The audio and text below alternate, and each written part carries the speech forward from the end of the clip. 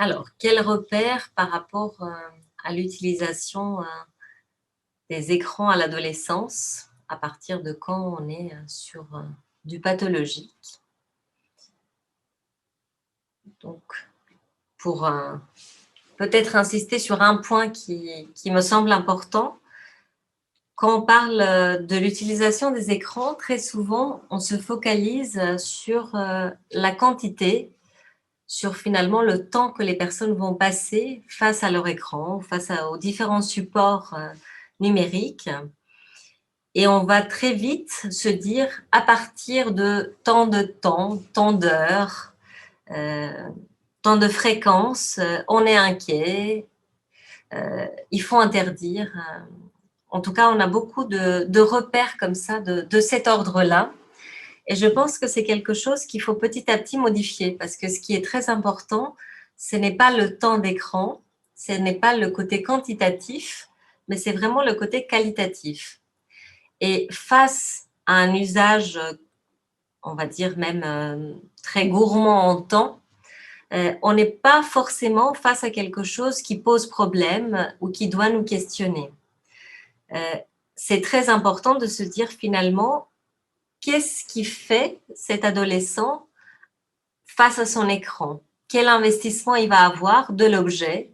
Est-ce que justement, ça peut être un objet, je pense par exemple aux réseaux sociaux ou à des jeux, qu'il va utiliser pour se mettre en lien avec les autres? Est-ce que c'est un temps qu'il va utiliser peut-être aussi pour s'amuser, pour avoir du plaisir, pour être aussi dans des démarches aussi d'évacuation peut-être d'une tension? C'est très intéressant en tout cas de voir vraiment le détail de ce qui est fait et de se dire que peut-être un adolescent qui passe énormément de temps, ça peut être aussi un usage tout à fait ordinaire et même salvateur.